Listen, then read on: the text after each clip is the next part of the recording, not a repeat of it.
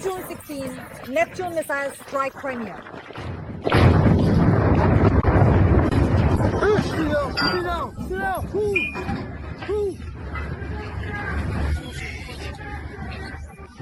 Hundreds killed, the target is burning, military equipment. They shot it down! It exploded and fell! They hit it. The remnants of the Russian Black Sea Fleet are being destroyed.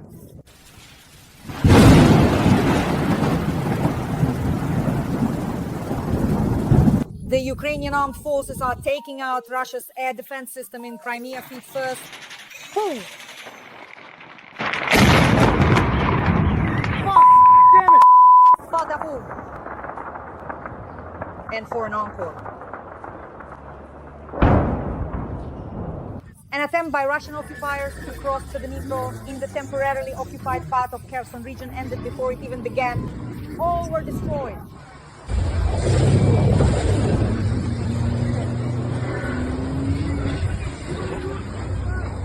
There's fuck! Hey! Get him out! Right now, please! Hey, what's wrong with you?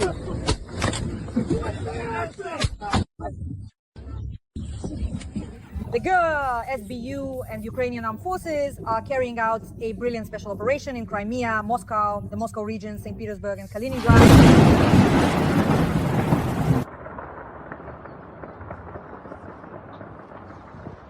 The GUR has even reached Russia's far east, setting off explosions. We'll discuss all this with Roman Svitan. And breaking news, friends, it's June 16th. And this is a sensation. The Kremlin is in panic. Putin is urgently convening the Security Council because the GUR has carried out a brilliant special operation in Moscow, the Moscow region, St. Petersburg, Crimea, and Kaliningrad. The remnants of the Russian armed forces Black Sea Fleet have been destroyed. The attempt by Russian occupiers to cross the Dnipro in the temporarily occupied part of Kherson region ended very quickly, before it even began.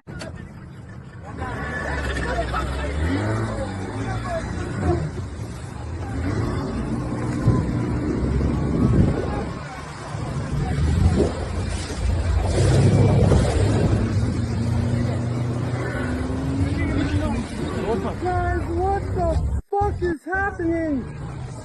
Hey, seriously, get them out of here right now, hurry! Moreover, Neptune missiles are striking Crimea.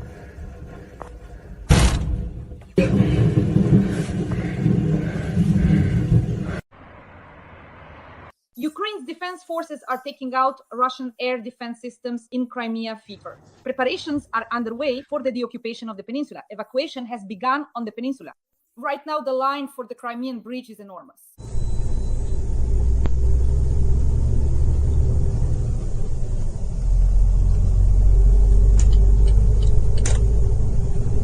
Moreover, the GUR attacked an energy facility in Russia's Kaliningrad, leaving a Russian military-industrial enterprise without power. Ukrainian long-range kamikaze drones attacked the Labuga Special Economic Zone in Tatarstan. Several factories are located there, including the production of Shahed drones, also known as Geran 2.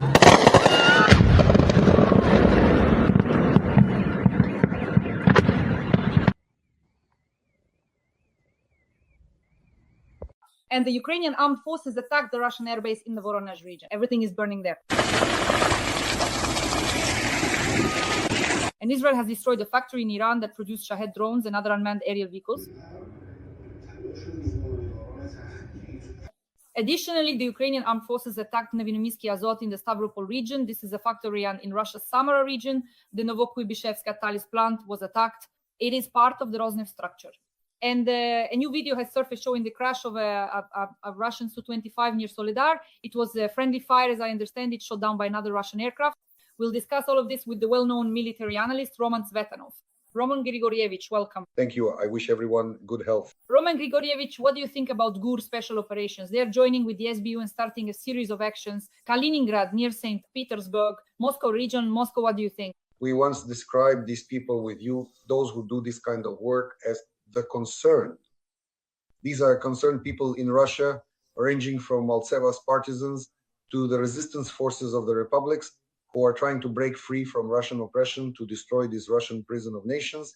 They are working, among other things, for our victory. First and foremost, they are working for themselves, destroying the Russian economy, destroying Russian mechanisms, including military ones. And naturally, this helps us. And of course, we will stand firmly behind them. So we thank our friends for this kind of work. Sometimes certain actions are carried out under the guidance of our special services, the Foreign Intelligence Service, the main intelligence directorate, the Security Service of Ukraine, and our border guard intelligence, which also takes part in these operations. So all these concerned individuals, sometimes when it comes to certain military targets, are overseen by our special services. That's why there's now such a wave sweeping across Russia, a very specific one, and it's also connected to the destruction of the Russian oil and gas and oil industries. It's very easy to destroy them. Some of these concerned individuals simply set fire to forests through which the pipelines of Russian Gazprom or oil and gas companies, whatever they're called, run. And they simply burn down. Pipelines burn, oil pumping stations burn, inspection hatches burn, as well as air ducts, so-called inlet and outlet manifolds at oil refineries. In other words, they're working very actively, powerfully, and even in enclaves as well. For example, the GUR at the very least boasted that they took out a power installation in the Kaliningrad region. They basically shut it down, cut off power generation in that area. So well done, impressive. Of course, it's clear that the GUR itself probably wasn't directly involved. The task was carried out either by GUR's informants or by concerned citizens. A huge thank you to them for that. Friends, please like this video. Write a few kind words to our special services in the comments. This is very important for the armed forces of Ukraine, for the main intelligence directorate of the Ministry of Defense. It really matters. And in the comments, let us know where you're watching from and write a few warm words in support of Ukraine. Roman Grigorievich, when we talk about Kaliningrad, how important is it to strike at Russia's military-industrial complex there, considering that a zone of turbulence could arise in that area? Well, the Kaliningrad region is truly an exclave. It's squeezed between two countries, Poland and Lithuania, up against the Baltic Sea. There is no direct connection with Russia at all.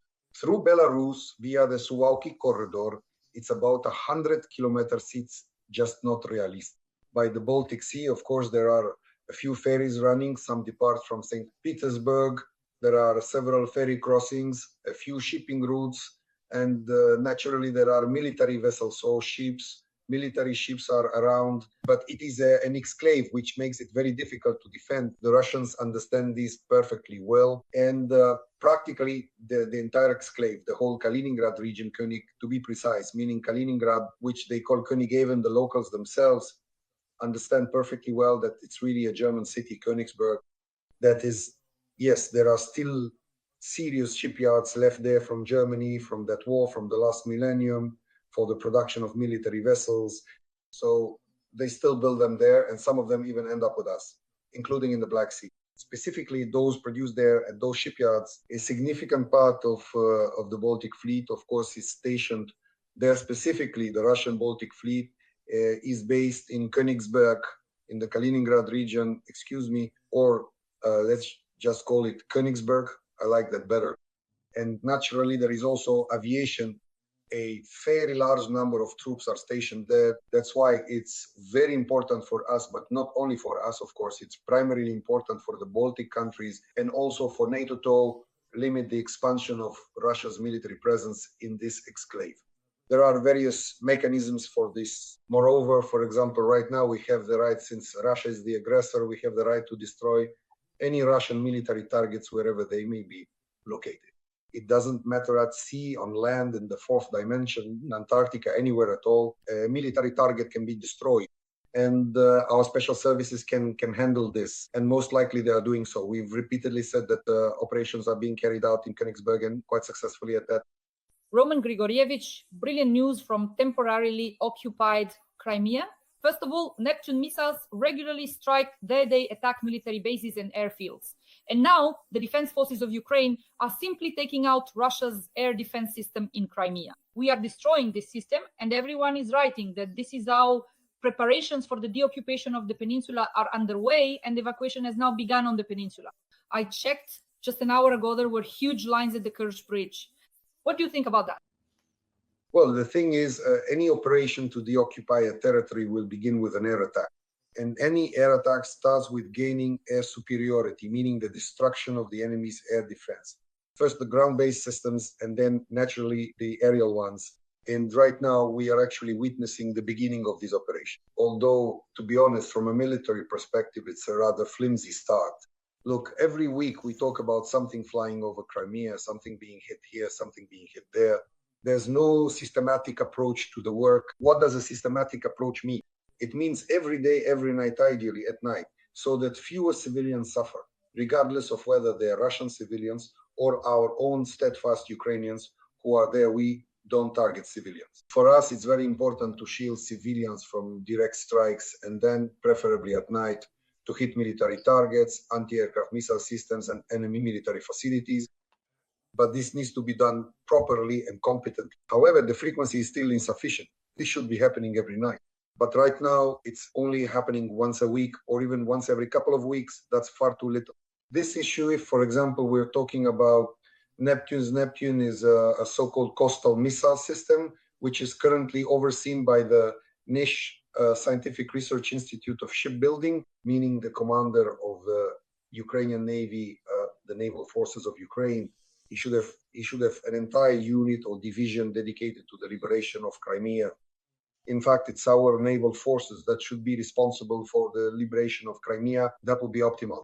Within their structure, there should be a branch of the military. We've said this many times already. It was a bit of a mistake to create a general branch, the Unmanned Systems Forces, because there should be their own unmanned systems forces established within the Naval Research Institute, within the Navy itself, so that they can operate underwater drones, surface drones, and aerial drones, plus those same Neptune. Neptune, I'll repeat once again, is a missile of the coastal missile system, which is directly subordinate to the Naval Research Institute. And so a sufficient number of forces and assets of this level, plus it is absolutely necessary for the Naval Research Institute to be assigned at least one squadron of, say, Mirages, for example, Mirages, as naval aviation to operate against maritime targets and ground targets in Crimea. And then this process will set a task for the Naval Research Institute. Here is your area of responsibility. Assign it the liberation of Crimea so that it focuses solely on Crimea and nothing else. Our Navy should be engaged in the liberation of Crimea. And then it will become a systematic, planned effort, daily and nightly work to drive the Russian presence out of Crimea. If this systematic work begins, those lines you mentioned at the Kerch Bridge, believe me, remember we talked about swimming, freestyle, breaststroke, and dog paddle. That's the optimal scenario, because not everyone will be able to cross the Kerch Bridge. Roman Grigorievich, while preparing for our interview today, I found the occupiers lack enough air defense systems, but still focus them in Crimea. This is due to fear of a Ukrainian offensive, according to a Crimean native, former spokesperson of Ukraine's General Staff, Vladislav Seleznev. The occupiers believe an amphibious landing from the sea is possible, so for the third year they have built engineering fortifications along the coastlines of Chernomorsky, Yevpatoria, and Simferopol districts. This line of defense is destroyed by storms every year, but they keep restoring it again and again. This only means one thing: the occupiers are not confident in Crimea's defensive capability. What do you think? That was a quote. Believe me, I once served back in the Soviet Union. I started out in the Soviet Army. This is a bit of a different task. This is the kind of thing they do when there's nothing else to do. Assign some task just to keep the personnel busy. Look, there are several tens of thousands of Russian troops in Crimea. They have nothing to do there except maybe watch girls on the beach through binoculars, and so that these kinds of foolish thoughts don't get into their heads. They hand them shovels and give them the task of digging up Crimea from end to end, fully aware that the first storm will just cover up everything they've dug. Then they're given the same task again, and once more they dig everything up from end to end. Back in the Soviet Union, they used to paint leaves and yellow grass green. Well, that's what they call the connection between space and time. You pick up a shovel and dig a trench from lunchtime to dinner time. The connection between space and time, so that's basically how it is. It's exactly the same situation here. It's pointless work, but at least it keeps the Russian troops occupied with some kind of task. Then they just keep fiddling around.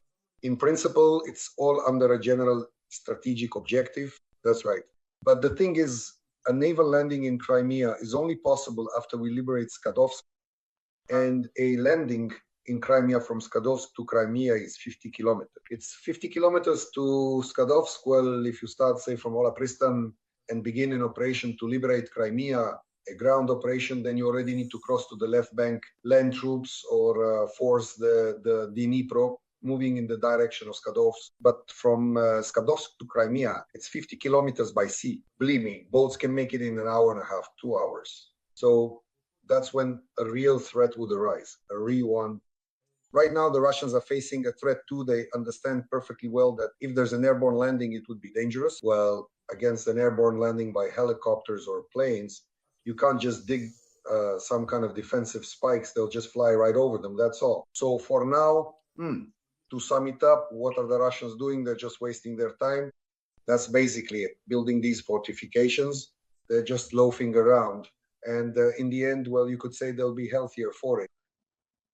Roman Grigorievich, Yuri Butusov posted a video and wrote that there was an attempt to cross the Dnipro in the temporarily occupied part of the Kherson region. But for the Russian occupiers, it ended before it even began. They were all destroyed. Please give us your assessment. Such attacks have been happening every day for the past several months, and there are several attacks each day. Not all of them make it into the video stream.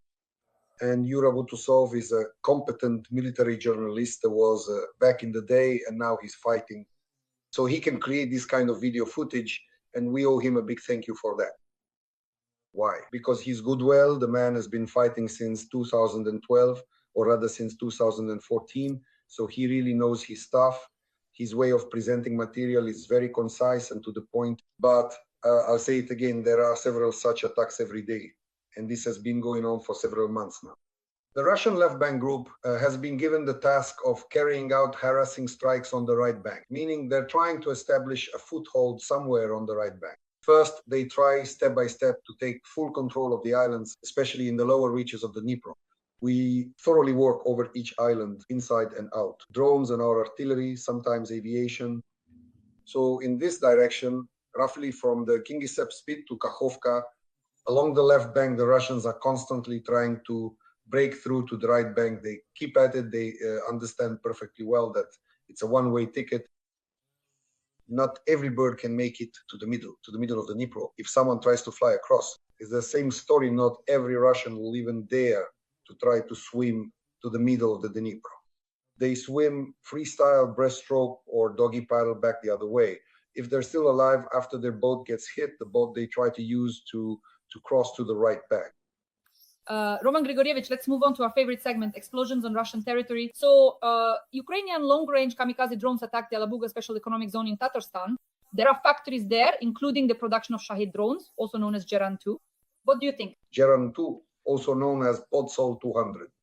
But this needs to be clearly understood, because when people say that Geran 2 is the same as Shahid, let me tell you, in the Geran 2 drones, there is not a single component of Iranian origin. Why? Because after disassembling all these Gerans that come to us, either from the Progress plant, which is in the Russian world, mostly it's electronics, plus everything is Chinese, the majority is Chinese made. Some components and assemblies are old French, old American parts. Well, the kind you can now buy by the kilo for 1 hryvnia at flea markets. They are also used in Hisan. The carbon fiber body is Russian. Plus, there are some so-called parachute systems for recovery that are Belarusian from Belavia. That is, there's a factory in Vitebsk. And some of those drones that are designed to return so-called reconnaissance drones use Belarusian parachutes specifically. So the Geran 2 is a Chinese, Russian, Belarusian version with some French and American components mixed in. There is absolutely nothing Iranian in it. That's why this Shahed label should be dropped, and we should specifically refer to it as Russian-Chinese production. Why am I clarifying this? Or rather, why am I emphasizing this point? Because those Israeli airstrikes on Iranian factories on the production of Shaheds have absolutely no impact on the production of Gerans from Chinese components. These are now two completely different manufacturing processes. After Hezamchi Kianani was elected president of Iran, at least such a pro-European politician. After he was elected, Russia has not received any military assistance from Iran on our side. There are no Iranian missiles. Not a single Iranian missile has been launched at Ukrainian territory. Ask anyone you like. Not a single Iranian one. There were Korean ones. There were Chinese, old Soviet, meaning Russian owns. There haven't been any Iranian ones, and there haven't been any Shaheeds for a long time now. Maybe under the old president, there were some connections at least. Now it's purely Chinese. What am I saying? Even if you completely destroy all Shahed production in Iran, the production of germs won't stop. In order to stop the production of germs, our armed forces are doing the right thing. They are destroying the assembly plants now, for the time being in Alabuga, and soon they should reach Izevsk, where the Chinese have already built a plant in Izevsk as well. And now the Chinese are building a plant to produce something like the fourth or fifth generation of Girons or whatever they end up calling them, Shenzhou or something like that. It doesn't matter in North Korea. Right next to themselves, in fact, there are several hundred kilometers of shared border between China and North Korea. And between North Korea and Russia, or read that as the Far Eastern Ukrainian People's Republic, Vladivostok is right there, and Zelyony Klin. There are only a few dozen kilometers along the Tumanaya River. That's why all the drones that are flying toward us are either Russian, Chinese, made like those same Jiran drones, or they're still of Israeli manufacture. At one time, Israel built a factory in Russia for the production of heavy reconnaissance drones, heavy unmanned aerial vehicles, which are still being used to this day, including the fact that the same Lancet is Israeli.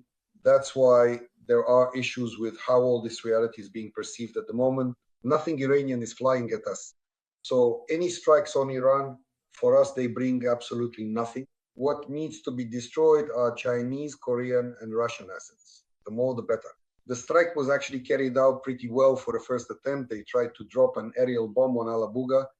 This is our drone well, actually. It's our light aircraft that's been converted into a drone, the so-called 22 Aeropract, which is now learning to drop aerial bombs. They say it's a 250 kilogram bomb, but that's unlikely because such a heavy bomb would be hard to carry far. I think it's a 100 kilogram bomb, a so-called Fab 100.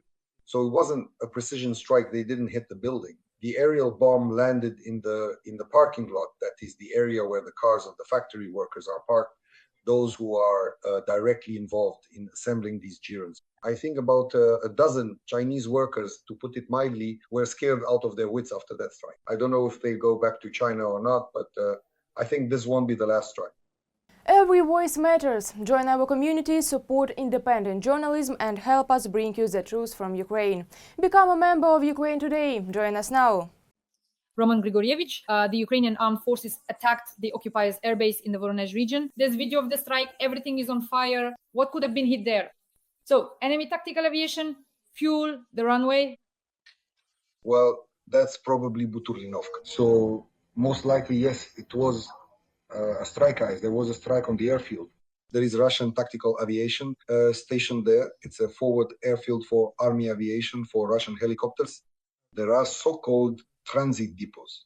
So, and of course, the main thing is the airfield technical equipment of all kinds, at least the ground equipment, plus fuel and lubricant storage facilities. That was the target of the strike. Well, there is already confirmation. The General Staff has confirmed that the strike was effective, successful at the very least. So this is part of the systematic work of our armed forces to destroy Russian military facilities. Roman Grigorievich, where do we need to attack the enemy's military airfields, fuel supplies, runways, and both tactical and strategic aviation every night, or at least several times a week? Is that correct? So that it would be truly effective.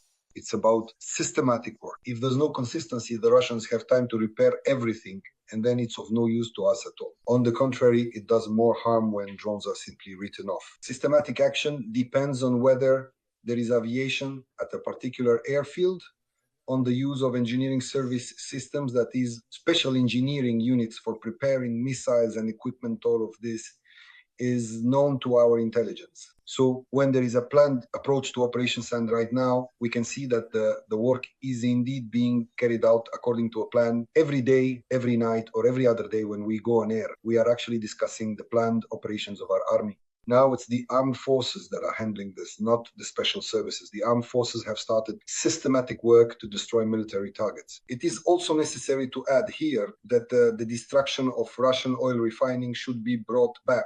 Any Russian oil refinery is a legitimate military target, since it produces diesel, gasoline, and aviation kerosene for the Russian army.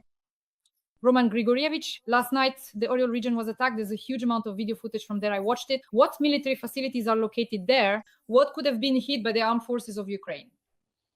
Well, according to the information provided, at least by Russian public channels, everything was being shot down over the oil refinery. So we hope we'll confirm this next time. For now, the General Staff hasn't confirmed anything. We hope that finally this was the army's work. In other words, there's no hope left for the special service. The sanctions of Mariuk and Budanov, which were previously related to strikes on oil refineries, have fizzled out. Well, the guys went in the wrong direction. As they say, they bailed. Now there is hope that our armed forces, specifically the Ukrainian army, are starting to strike oil refineries as well. This is very important for us. Why? We are accomplishing two tasks. First, we are bleeding the Russian army dry. We are preventing them from getting fuel for movement, aviation, kerosene for aircraft. Second, it's about the Russian military economy, because Russians get $1/3 of $1 trillion from their oil and gas industry. $1/3 of $1 trillion. Now they will be getting even more, about twice as much. Why will your little war in the Middle East, which was started by Israel, allow the Russian oil industry to double its profits? That's what's going to come back to haunt us. Then we'll be hit with North Korean KN-23s, and those starving North Korean weaklings will reappear, the ones Putin will buy with those petrodollars. So for us, this will be a problem, because in order to prevent it, in order to protect our soldiers and all of Ukraine from Russian airstrikes, we need to destroy the hydrocarbons, burn them down to zero. That is, right now, just think about it. The Ukrainian army needs to help Russian partisans destroy the Russian hydrocarbon. This is what we've come to. Can you imagine? With all these dances around the campfire, only it's not clear what for. Drones attacked Nevinomysk Azot, a plant in the Stavropol region, and in Russia's Samara region, the Novokuybishevsk catalyst plant was attacked. It is part of the Rosneft structure. Roman Grigorievich? These are chemical plants, so-called chemical industry plants. Both of them produced additives. There are certain additives for aviation kerosene. Some are for increasing, say, density or for temperature. There are a lot of chemical materials that are transported, produced only at chemical industry plants. These are purely military facilities, because their products are used, for example, in the production of carbon fiber for the Geran 2. So naturally, it is necessary to destroy both the production of the Geran itself in Alabuga and the production of this carbon fiber or additives for carbon fiber at chemical plants in Russia. This is also systematic work. That's it. That's clear. I want to emphasize this once again. Finally, planned operations have begun. This is noticeable. The Chief of the General Staff. This is Gnatov at work. In other words, the new Chief of the General Staff is doing an excellent job. You can already feel the systematic approach in the work of our long-range strike capabilities. Roman Grigorievich, a video has appeared showing the crash of a Russian Su-25 near Soledar. Everyone is saying that it was most likely shot down by another Russian aircraft. What do you think? As I understand it, have this kind of plane crashes been happening to the Russians quite often lately? Well, there are many reasons, especially with the Su-25s. These are 40-year-old grandpas that are still somehow carrying out combat missions. We fly them too. They're not bad planes. They're actually quite stable. But when flying in pairs, well, they can fall apart on their own, all by themselves. But when flying in pairs, especially when firing in pairs, what I noticed is you can't shoot the way they did. The thing is, the wingman almost shot down the lead pilot, and he wasn't even aiming at him. The thing is, they were firing NERS, so-called unguided rockets, unguided aviation rockets. They're also called NERI. Well, we call them NERS. So when the wingman fires NERS, if, for example, one of the stabilizers doesn't deploy, even if just one fails to open the rocket, immediately veers off course.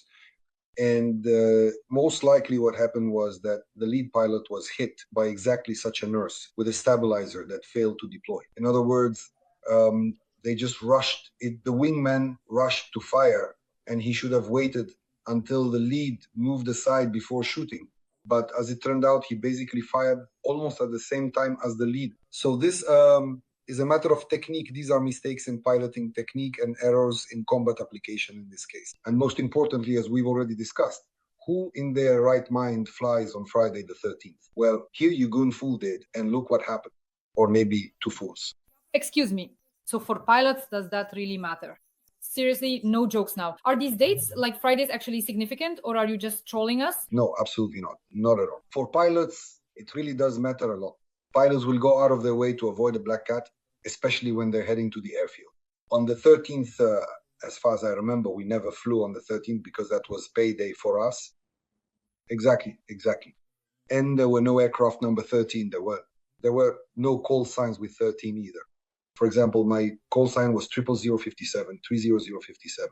But there was never 00013, so there just weren't any call signs like that. So this isn't trolling, not at all. This is exactly the kind of problem that society introduces even into the decision-making of pilots. Sometimes it comes down to fractions of a second, and it really is just fractions of a second. And when it's not even about saving someone, but when decisions need to be made by the flight crew, sometimes just something like flying on the 13th day, or taking off in aircraft number 13, or with call sign 13, already puts a person's mind into a different mode, especially if they're superstitious. All pilots are superstitious. Roman Grigorievich, you and I always assess the situation very professionally. You never let your emotions take over, and I would like us to approach the next piece of information from a military and professional standpoint. So a huge number of American media outlets are now suddenly starting to report well. The reports are being quoted by Ukrainian Telegram channels. I would like everything to be without panic. That's important. So the Washington Post is quoting Ukrainian sources. Sumy will be wiped off the face of the earth if Russia advances 10 or 15 kilometers into the city. In this case, enemy artillery will be brought into Sumy. There are only 5 kilometers left until this threat becomes real. I read this news this morning in all the Telegram channels. I would like our audience to have calm confidence in our armed forces of Ukraine. Please assess this information soberly and give your evaluation to our dear respected audience. Well, the thing is, Sumy is was a large area of Retikwell. It's a city with a very large area.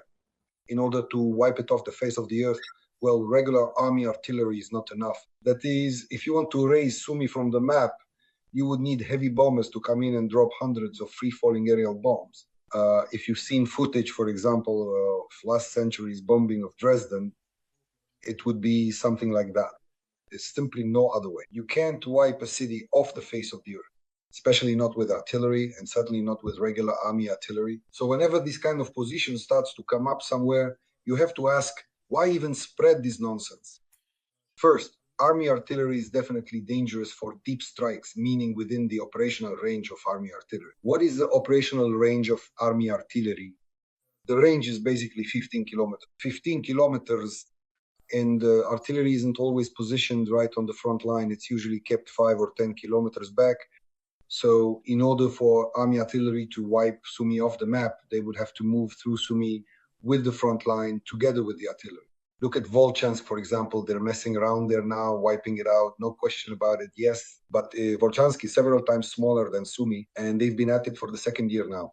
That's one. Second, getting close to Sumy is very difficult. Why are the Russians dashing around near Sumy right now? It's because they're still wandering around across meadows, across fields, out in the open. They haven't reached the forests or the tree lines yet.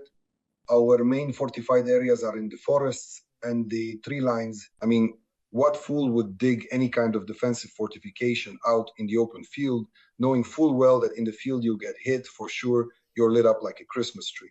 But right now, the Russians are in the fields, and we're taking them out. They're in batches. By the company, they're being eliminated every day in that direction. So at the moment, there is absolutely no threat to Sumy. At this point, for there to be any threat to Sumy, the Russians would have to send another 50 to 70,000 troops there.